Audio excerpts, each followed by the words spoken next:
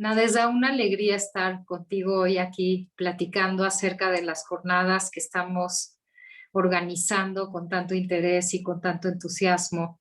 Nuestras jornadas en el ELLA siempre son como un momento fundamental en donde todos los que formamos parte del ELLA nos entusiasmamos y colaboramos mucho para que esto salga adelante. La colaboración viene a todos los niveles, desde nuestros alumnos interesados por presentar material, por escuchar, por discutir alrededor de lo que se está trabajando, y también, por supuesto, el cuerpo de maestros, de coordinadores, todo el equipo de difusión, administración de ELLA, todos encaminados a hacer este evento tan interesante. El tema de la jornada de este año es el trauma, y creo que ha sido una elección al mismo tiempo dolorosa, porque por supuesto que tiene que ver con los difíciles momentos que estamos viviendo, pero simultáneamente oportuna, pensar en un tema sumamente complejo. Así es, Elena, y también un gusto participar en este evento que es tan, digamos, central para Centro Eleya y en el cual, bueno, se van eligiendo temas en estas jornadas que se organizan cada 2 años, temas que son pertinentes, relevantes, como ya mencionas, y que es también un momento para hacer una revisión bibliográfica amplia y profunda sobre qué se ha escrito sobre dicho tema en las últimas décadas, en los últimos 10 años, qué se está pensando y cómo se está pensando hoy día. Vamos a tomar diferentes ángulos, ¿no? Nuestro título, nuestro tema de jornada tiene un subtema, vamos a trabajar desde lo subjetivo, lo familiar, lo social, ¿no? Por eso ese es el nombre completo de la jornada de este año, y vamos a estar tratando de tomar varios ángulos. Vamos a tomar varios ángulos para poder pensar el tema en la amplitud que tiene.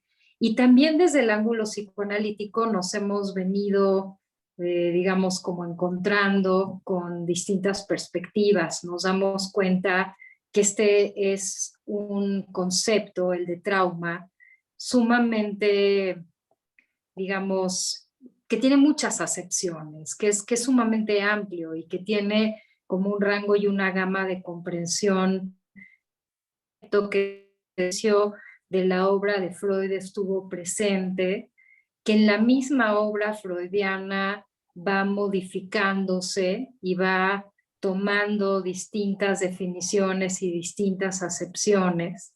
Y después nos encontramos que en los movimientos postfreudianos, o sea, es decir, en esta época ya después de Freud, hay autores que retoman la teoría del trauma y distintas teorías del trauma y van repensando el concepto a la luz de nuevos desarrollos metapsicológicos y de una visión distinta. Entonces, algunos de ellos retoman ciertas acepciones freudianas, las amplían, las revisan, las discuten. Y también hoy en día, digamos, pensando en los últimos 15, 20 años de trabajo en el mundo psicoanalítico, nos encontramos con que sí existen muchos trabajos alrededor del trauma. Nos encontramos con una acepción quizá mucho más dura y frontal, porque ya lo contaremos y lo ampliaremos un poco, pero finalmente lo que encontramos, sobre todo de bibliografía contemporánea alrededor del trauma, son situaciones de materiales clínicos sumamente dramáticos, ¿no? Como que el concepto se recorre hacia los eventos y hacia las situaciones internas y personales que son muy excesivas, pero generalmente digamos que en la actualidad se toma desde el orden de situaciones excesivas, dramáticas, graves. En fin, estamos, y lo digo a manera de introducción, estamos frente a un concepto sumamente amplio, muy interesante, que ha venido, digamos, como a replantear desde distintos ángulos puntos fundamentales de la teoría psicoanalítica, y vamos ahorita a hablar un poquito de eso, pero bueno, sobre todo como para alentar a todo aquel que está interesado y nos está escuchando a saber que está frente a un concepto que vamos a trabajar con cuidado, con meticulosidad y tratando como de mostrar toda la amplitud y la riqueza y también la polémica que este concepto conlleva, ¿no? Así es, y en las jornadas de Leia habrá diferentes actividades justamente para dar cuenta de lo que se ha trabajado respecto a este tema tan vasto y como dice Elena, con tantas aristas, a través de mesas de discusión clínica en las que se presentan viñetas de situaciones diversas, desde infancia, adolescencia, adultez, y con acentos en diferentes aspectos, así como el tema del trauma tiene diferentes acercamientos. Por ejemplo, se puede pensar, bueno, de entrada, la idea del trauma es, bueno, el concepto de trauma o la palabra de trauma viene de la medicina, que implica herida. Hay una herida, hay una ruptura, algo que ya no puede, digamos, que sostenerse. Y entonces, a partir de ahí, bueno, se está pensando cómo es esa herida en el psiquismo. Um, y de nuevo, como a través de estas diferentes mesas clínicas, se van a pensar desde aspectos externos, internos, tempranos, de procesos del desarrollo, como poder poner en práctica todas estas teorías tan ricas que se están trabajando hoy día. También a través de conferencias, de ponencias, en donde se va a abordar el trauma desde, como bien dice el título, lo social, por ejemplo, qué pasa con la pandemia, el encierro, y también, digamos, lo subjetivo, en etapas como la adolescencia que ya comentaba, o, por ejemplo, la relación con el cuerpo, qué pasa con el cuerpo y la simbolización, qué pasa con los procesos de representación psíquica, en fin, digamos, que es un gran esfuerzo de todos, bueno, nuestros docentes involucrados en poder profundizar y aplicar este conocimiento que se está adquiriendo. Em, la postura un poco hoy del trauma, pues también es integradora. Em, no nada más se piensa desde algo externo, también se piensa en esta combinación con lo interno, desde donde se vive, qué está pasando, por ejemplo, en el vínculo personal, para que se pueda como sobrellevar mejor la vivencia traumática o que sea más difícil de poder transitar a través de ella. Ahora que Elena mencionaba a Freud, y sí, bueno, finalmente uno se reencuentra con Freud una y otra vez, si bien con modificaciones, pero siempre en este tomar estas ideas germinales que dejó, muchas obviamente las desarrolló a fondo, pero por ejemplo, la teoría de la seducción, que es como un primer momento de una idea sobre el trauma, que Freud después, pronto, ¿no? Ahí cerca de 1897, 98, renunció a este modelo de la mente, pensaba, en el que pensaba que había un evento de abuso, una seducción de parte de un adulto y que a un infante y que esto se quedaba, digamos, como olvidado y más adelante en la pubertad adolescencia, ante una nueva vivencia de carácter sexual, con excitación, con erotización, como que se resignificaba esa vivencia temprana y, bueno, creaba estos síntomas en las mujeres y algunos hombres también de la época, ¿no? Los denominados histéricos o histéricas. Esta teoría fue abandonada, pero sigue vigente para algunos otros autores.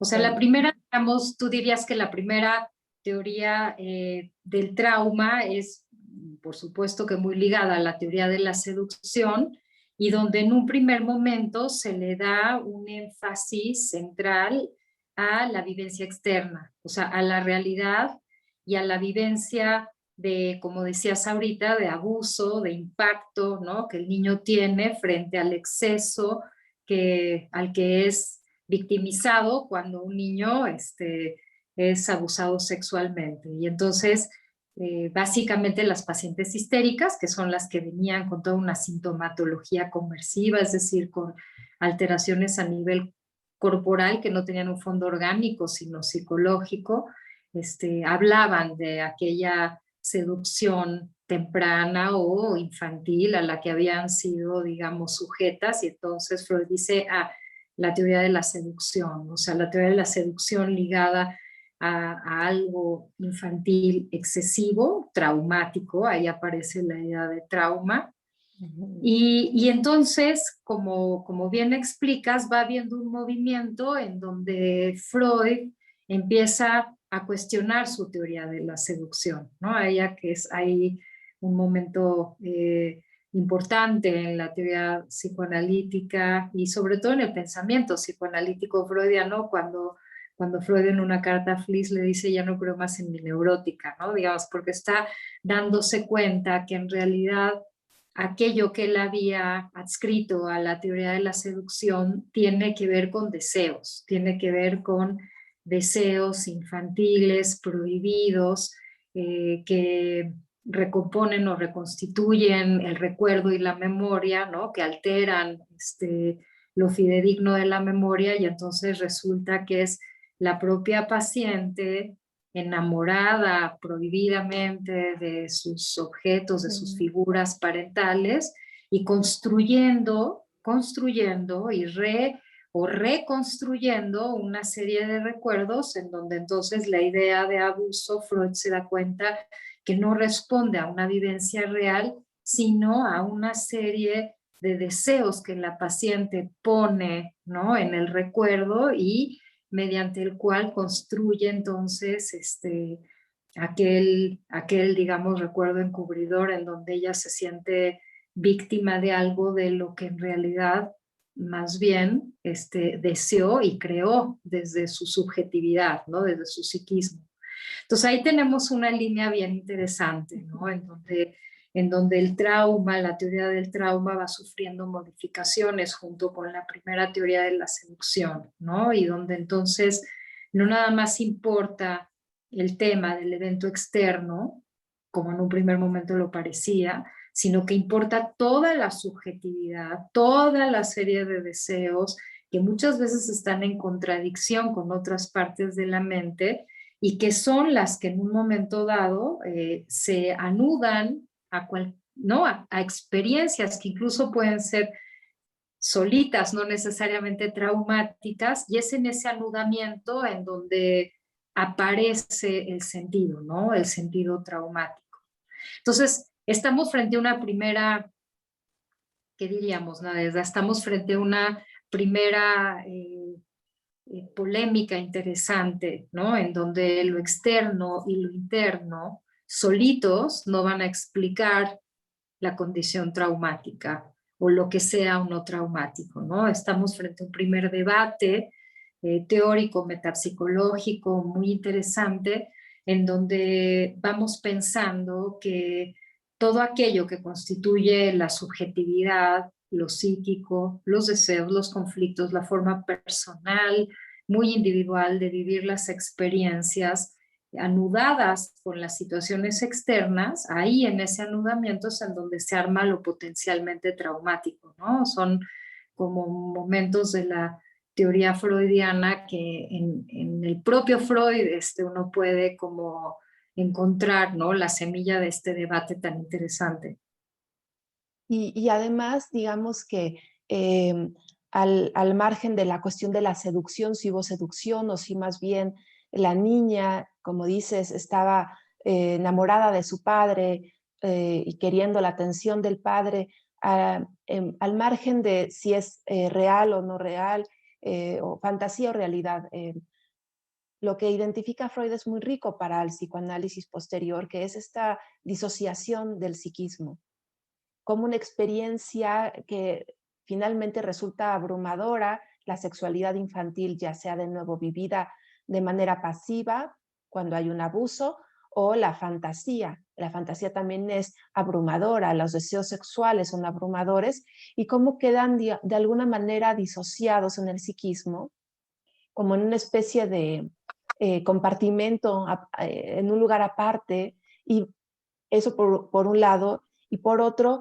cómo hay tiempos en nuestro psiquismo en donde algo de un tiempo pasado va a manifestarse o resignificarse, dice Freud, una resignificación años después, con una nueva experiencia, nuevas experiencias que mueven las experiencias previas. Eso es muy actual también y eso finalmente es algo que Freud propuso.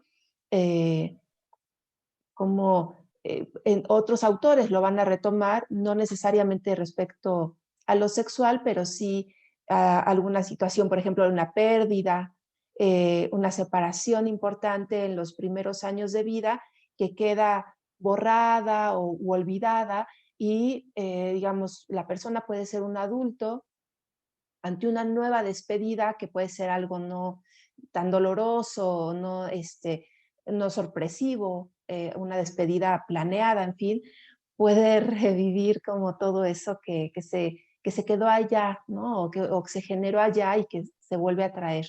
Entonces hay como elementos que van a permanecer en la teoría para comprender el trauma, sí, la cuestión de lo interno, o sea, los propios deseos, y lo difícil que es tener estos deseos, lo externo como vivencias que sí rebasan la comprensión y también que provocan vivencias o experiencias en el cuerpo, que son en el cuerpo y obviamente las emociones y el psiquismo, que son muy difíciles de digerir.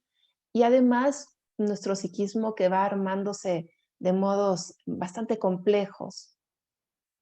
Exacto. Entonces, uno pensaría, por ejemplo, o recordaría uno, ¿no? Como conceptos interesantes también como las series complementarias del propio Freud, ¿no? En donde dice, bueno, las series complementarias es justamente la idea de un encadenamiento, en donde si de pronto existen aspectos agresivos o eróticos que generan un lío para la propia mente y de pronto en esa concatenación o encadenamiento de situaciones. En serio, hay una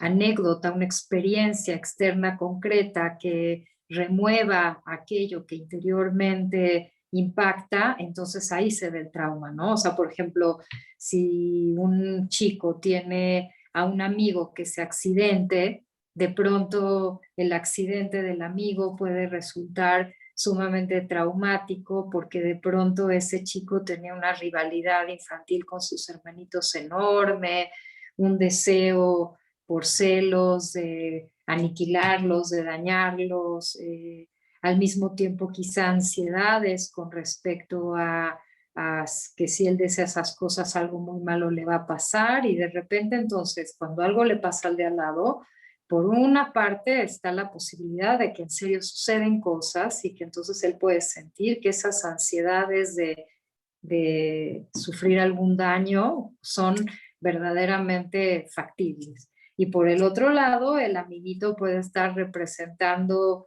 al hermanito dañado que hasta ahorita se había salvado, ¿no? Que nunca le había pasado nada, pero que cuando de pronto el amigo tiene un accidente, la sensación de culpa puede ser enorme y de trauma frente a lo que incluso le pasa al otro, no nada más a uno mismo, ¿no? O sea, lo que se va entendiendo es que en las series complementarias, o sea, la idea de serie complementaria es como una serie de eventos externos están siempre resignificándose desde el interior de la mente, ¿no?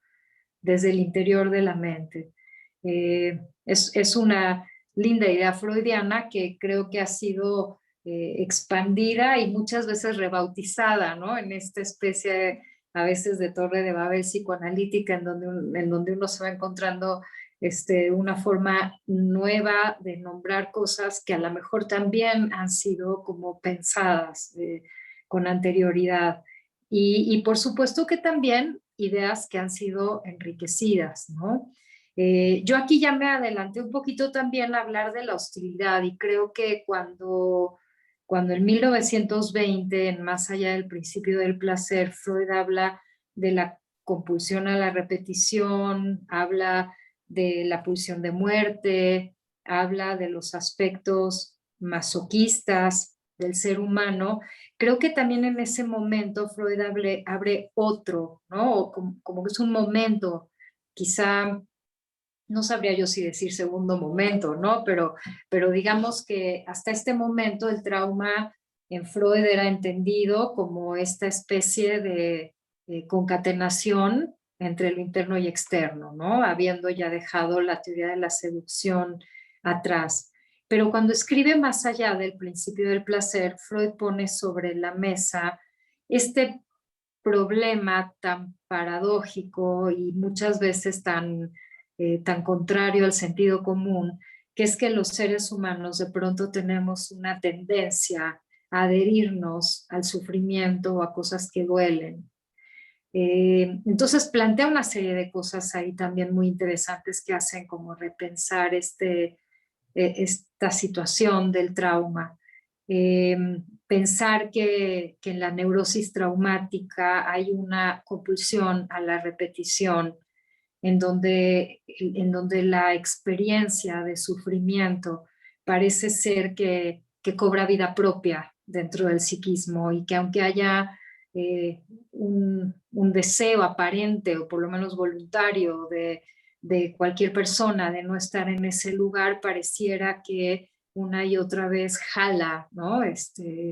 Digamos, como esta especie de atracción a lo sufriente y que en ese sentido entonces lo traumático tendría como esta otra arista, ¿no? Tendría esta otra arista que es cómo de pronto se puede armar una situación que impacta, que duele, ¿no? Que genera una aflicción, un sentimiento de sufrimiento y que aparte eso se reproduzca y se reedite así como en una búsqueda de reedición una y otra vez dentro de la propia mente y que entonces lo traumático pareciera que a veces también se construye activamente, se sostiene activamente, sobre todo aquí pensando en lo traumático vinculado al sufrimiento y que entonces resulta que para los seres humanos soltar el dolor y soltar la adhesión al sufrimiento resulta que no es tan fácil, ¿no? Y eso también me parece que hoy en día está pues bastante también retomado por varios autores. Así es. Freud en ese texto, pues sí presenta una visión un tanto oscura del psiquismo, de la mente humana, con la pulsión de muerte, el repetir para sufrir, el repetir para destruirse, um, como a veces el repetir puede ser, dice Freud, para elaborar, o sea, para gastar como todo esta, por ejemplo, este exceso, ¿no? De estímulo. em, en un sentido dice, bueno, y que es algo que retoman varios psicoanalistas, la idea de 1920 de algo que rebasa la capacidad del psiquismo para contenerlo porque es algo demasiado intenso. Entonces, como la neurosis de guerra, las neurosis traumáticas, dice Freud, puede ser que la persona sueñe una y otra vez con la escena terrorífica vivida en la guerra, en un accidente, que lo sueñe o que lo recuerde una y otra vez, pero con la finalidad de como que ir gastando un poquito, como si me pasa algo muy impactante, quizás se lo tenga que contar a 10 personas o a 15 personas antes de poder sentirme más tranquila. O sea, lo voy gastando porque es un exceso. Esa es una idea que tiene Freud en ese texto. Sin embargo, como dice Elena, también puede estar como motivación repetirlo, repetirlo para sufrir. Entonces, claro, acá nos enfrentamos a situaciones en donde una persona puede sufrir una pérdida y luego estar en una relación con alguien que resulta que también la deja y después estar en una, no sé, hacer un negocio y que el negocio fracase, entonces perder su patrimonio, después perder, no se atiende a tiempo y detecta algo en su cuerpo, pero no se atiende y entonces ya cuando va al médico hay, digamos, un cáncer en una fase avanzada y uno se pregunta, ¿y por qué le pasa todo esto? O sea, qué vida tan difícil, pero bueno, son modelos teóricos que nos ayudan a pensar estas diferentes posibilidades, repetir traumas o situaciones traumáticas, meterse en estas situaciones extremadamente dolorosas sin meter las manos, digamos, como generarse una situación de mucha desventaja por esta autodestrucción, aunque también está el ser rebasados por una experiencia muy intensa y que entonces se viva como traumática. Um, para eso también no sé, Elena, si podamos pensar en inhibición, síntoma y angustia, en donde Freud nos habla en el 26 del desamparo, hablando de este psiquismo que todavía es muy joven, o sea, un bebecito recién nacido, que no puede hacerse cargo de sus deseos, de sus estímulos, de lo externo, otra vez, de lo externo, de los estímulos que vienen de fuera, y de lo interno, de sus deseos, de su libido. No puede hacerse cargo, no tiene la mente para poderlo procesar, y se siente desamparado, dice Freud. Y es una experiencia traumática porque no puede resolverla. Entonces siente frío, no puede respirar bien, está incómodo, la luz, ¿no? Hablando, digamos, de esos primeros momentos de vida, o más adelante cuando tiene hambre, en fin, todo esto que le va sucediendo, y va a depender de un otro, que generalmente es la mamá, que lo va a ayudar a procesar estas experiencias, y va, dice Freud, esa sería una angustia automática porque viene sin poderla prevenir, es una primera experiencia y entonces no hay manera de saber qué va a pasar y prepararse, pero después queda en la mente la posibilidad de una señal que le llama la angustia señal, que va a como avisar antes de que pase, ¿no? Entonces también podríamos pensar que el trauma, en ese sentido, se presenta cuando la angustia señal no funciona, no es suficiente, o que lo que viene de fuera no hubo manera de predecirlo, no se pudo preparar para ello. Fue que en parte podría ser por la experiencia en sí, que puede ser muy intensa la experiencia, pero también por el psiquismo propio.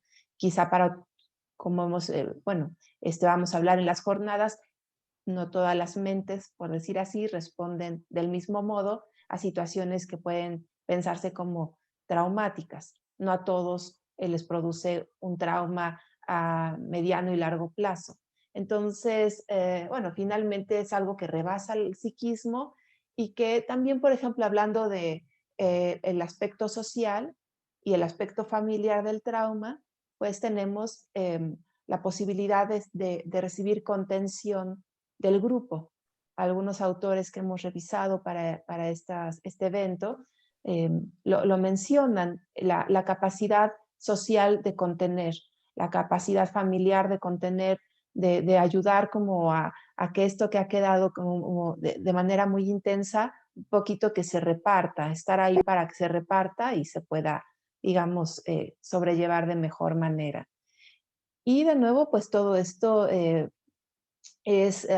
son líneas que los diferentes psicoanalistas retoman de la teoría freudiana para pensar al psicoanálisis, o sea, el psicoanálisis del trauma en el 2021, ¿no? Lo cual siempre es admirable, que a tantos años. Y pensaba, ¿no? Que bueno, dentro de todas estas acepciones que vamos como, bueno, como comentando y sobre todo también visualizando en relación a todo lo que la obra de Freud como semillerito, después pudo ser como retomado desde distintos ángulos, como un poquito para recapitular, cómo está la idea de lo interno y lo externo, y cómo dentro de lo interno, cuando nosotros decimos mundo interno, se abren una gran cantidad de cosas, porque se abre la posibilidad de vivir la sexualidad y áreas de la sexualidad o aspectos de la sexualidad como algo potencialmente traumático, aspectos de la propia hostilidad humana,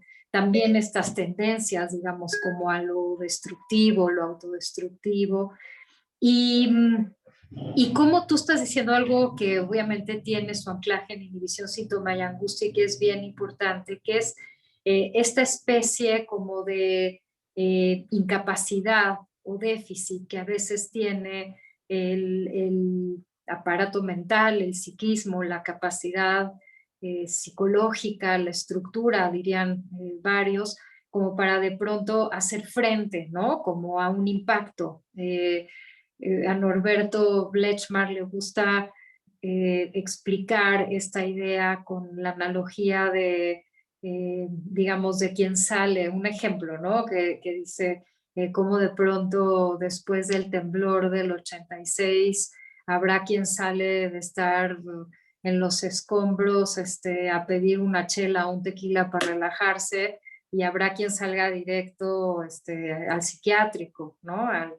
Al Instituto Nacional de Psiquiatría a ser internado porque tuvo un brote en ese momento. No es lo mismo, o sea, cualquiera pensaría que por supuesto que el tema de un terremoto es un impacto enorme, pero no es lo mismo, por ejemplo, vivir el impacto de un terremoto cuando se tienen ansiedades de derrumbe personal, ansiedades melancólicas, en donde uno incluso previamente puede tener la sensación de que hay muchas cosas en riesgo y de pronto viene el terremoto, ¿no? O sea, esa persona que por ahí hasta previamente había tenido algún sueño de alguna casa derruida o de alguna situación inestable, muy inestable, que representa de una manera metafórica en los sueños su inestabilidad, de pronto vive un terremoto y en serio la sensación de venirse abajo es traumática, porque es como si afuera la realidad, lejos de amortiguar como todas estas cosas internas más persecutorias y amenazantes, al contrario, ¿no? Las hace un hecho, ¿no? Las confirma. Melanie Klein pensaba que la vida externa, cuando es más benigna, nos ayuda como amortiguador de las fantasías y de los aspectos más persecutorios y agresivos que tenemos los seres humanos. Uno puede estar enojadísimo con el hermanito, ¿no? Volviendo un poco al ejemplo anterior, y por lo tanto después con algunos amiguitos tener mucha ambivalencia, o sea, un conflicto entre amor y odio, pero mientras el otro sobrevive y está encantado, bueno, me puede caer gordo, pero puedo seguir tranquilamente teniendo mis deseos fraticidas, ¿no? De que se muera, que le caiga ¿no? Un meteorito al hermanito, porque al hermanito cuando no le pasa nada, aunque yo esté competitivamente deseando que pierda en su competencia y que le caiga el meteorito, mientras no le pasa nada, es como si la realidad amortiguara toda esta parte que yo puedo tener a nivel de sexualidad, hostilidad, conflictos con el otro. Lo mismo con el erotismo, ¿no? O sea, la niñita puede estar enamorada de su tío y decir que cuando sea grande se quiere casar con él, pero si el tío no abusa, no excede, no utiliza ese amor infantil de una manera perversa para abusar de él, no pasa nada. La niñita puede seguir hasta jugando, digamos, edípicamente con esa seducción y la cosa se mantiene, ¿no? Entonces, digamos, más aún cuando aparte entonces tenemos también la idea de que hay estructuras frágiles, ¿no? Es decir, no nada más estamos hablando de la fuerza de lo erótico, la fuerza del hostil dentro de la mente humana, la fuerza que tiene como esta especie a veces de adhesión al dolor, sino aparte también como la idea de que a veces la mente puede estar más sólida o más deficitaria, ¿no? Más fuerte para aguantar ciertos embates y a veces más debilitada, ¿no? Y esto temprano de lo que tú hablas, por supuesto que es fundamental para entender la solidez de un psiquismo. Gabriel Espíndola, el otro día platicando con él de estos temas del trauma, decía, no es lo mismo que uno se caiga y tenga un accidente con osteoporosis o sin osteoporosis, ¿no? O sea, uno decía, bueno, si un niño fuerte, saludable, ágil, ¿no? Y con huesos, qué sé yo, un niño o un chavo de 25 años se cae y tiene un trancazazo, a lo mejor el trancazo es muchísimo más fuerte que el que tuvo una persona madura a la hora de tropezar. pero de pronto no importa solamente la fuerza del trancazo, digamos, ¿no? Importa cómo está constituida la cosa. Me gustó mucho, mucho también esa analogía porque nos ayuda como a entender toda la bola de variables y de aspectos y de elementos que uno tiene que tener en cuenta cuando habla de esto traumático, ¿no? Así es, Elena. Y yo creo que, bueno, podríamos hablar muchas, Ahora, mucho tiempo del trauma porque realmente es un tema, además de pertinente, amplio, con mucha historia, es apasionante y, y bueno, se vienen muchas teorías, muchos ejemplos y bueno, creo que los vamos a dejar con la curiosidad y que esa curiosidad los lleve a inscribirse, a registrarse en las jornadas, que puedan interesarse y bueno, no sé si estés de acuerdo que cerremos, por cierto que no nos presentamos, Elena, si gustas presentarte. es verdad, bueno, yo soy Elena Ortiz y por supuesto que un gusto haber estado en esta charla con Nadesa. Estamos como parte del comité de organización de las jornadas y por supuesto que es un gusto poder invitar a todos los interesados en un tema tan fascinante como este a unas jornadas que serán sin duda de un alto nivel académico, científico, con mucho estudio y sobre todo con un interés muy fuerte en aterrizar todo este aprendizaje para poder enriquecer la clínica, es decir, el trabajo directo con los pacientes, ¿no? Refinar la escucha, entender. A mí me ha tocado coordinar, ser parte del comité de coordinación y organización de las jornadas, así es que una suerte estar pudiendo participar en este equipo de organización de jornadas 2021. Sí, es un gusto participar y bueno, yo soy Nadeza Berjón. Las jornadas son el 11 y 12 de junio de este año en la modalidad online. eh, Pueden inscribirse quien guste de todo Hispanoamérica. Vamos a dar acceso a gente de diferentes países. Es un evento sin costo y el registro es muy sencillo.